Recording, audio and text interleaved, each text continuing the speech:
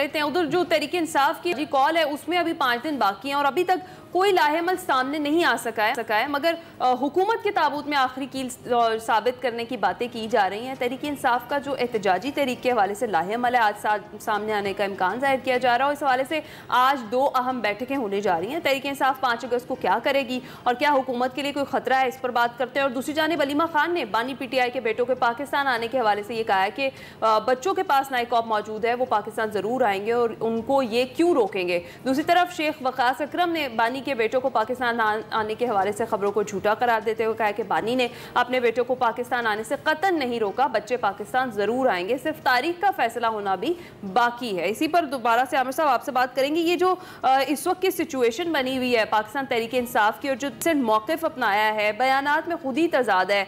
एक जानिब ये कहा जा रहा है कि बानी PTI ने रोका है अपने बेटों को पाकिस्तान आने से और दूसरी जानिब पार्टी का मौक़िफ़ है कि किसी ने नहीं रोका और वो ज़रूर आएंगे। आपको क्या लगता है कि इस सारी सूरत हाल में इन चीज़ों में उलझना बेहतर है या फिर जो एहतजाज की हिकमत अमली है वो अभी तक सामने नहीं आई है, उस पर गौर करने की ज़रूरत है क़यादत को? देखिए, ट्रम्प कार्ड हो सकते थे इमरान खान के बच्चे के, वो आते और आके एहतजाज को लीड करते, प्रोसेशन निकालते और जो भी करना था वो इनका एक सरप्राइज हो सकता था। उस सरप्राइज को पहले तो उन बच्चों की वालदा ने रोका है, फिर उनकी फुप्पो ने, ये जो पार्टी के सेक्रेटरी इतलात हैं उन्होंने तो कल कहा ना, परसों कहा कि नहीं वो उनको नहीं रोका गया। बिल्कुल आपकी बात मान लेते हैं, लेकिन क्या आपने अनाउंस किया था कि वो आ रहे हैं और अलीमा खान ने कहा वो नहीं आ रहे, वो ये आ रहे हैं? कोई तजाद तो नहीं था ना कि अलीमा खान ने कहा था कि वो बच्चे आ रहे हैं उनके, पहले अमेरिका जाएंगे फिर पाकिस्तान आएंगे।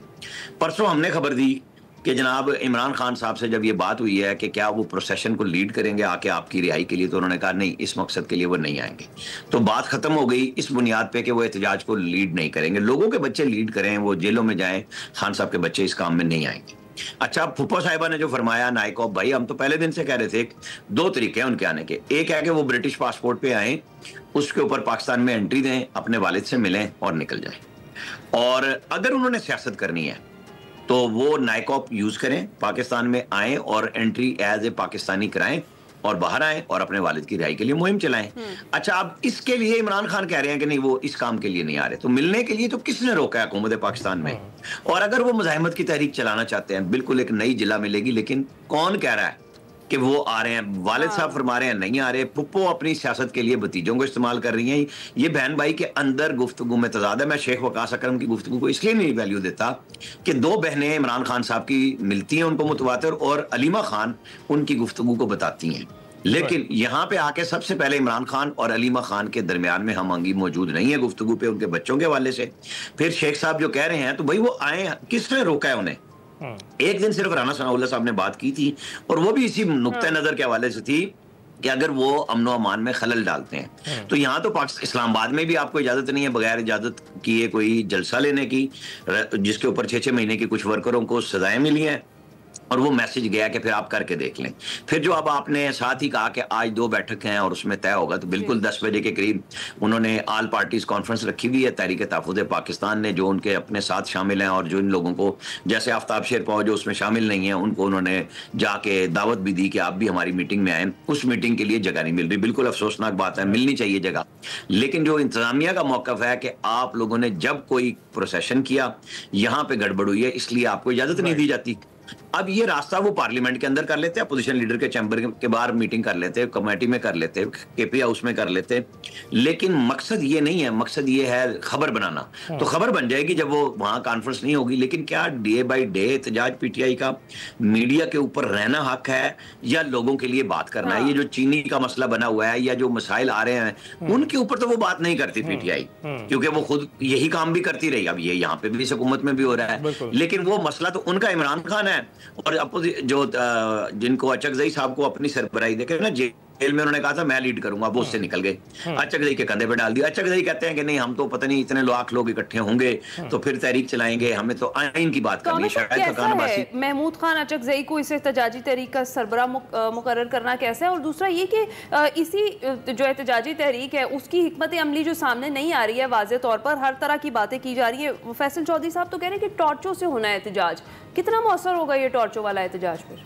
देखें 92 से मैं बराह रास्त महमूद खान अचकजई की तकरीरें इस्लामाबाद में सुन रहा हूँ और बतौर तालिब इल्म बंदा उनका पिछला रिकॉर्ड भी देख ले तो उनकी तकरीरें हुकूमत में हो या अपोजिशन में वही हैं जो आज भी हैं। उनके मसाइल कुछ और हैं, वो नहीं नुमाइंदगी करते। देखे मौलाना फजलुर रहमान को जब आसिफ जरदारी और मियां नवाज शरीफ ने पीडीएम का लीडर बनाया तो सारे फैसले उन्हीं से कराए, पीछे बैठ के हों या कुछ भी हों, लेकिन मौलाना फजलुर रहमान को कभी किसी ने ये नहीं कहा कि हम पूछ के आएंगे और आके आपको बताते हैं।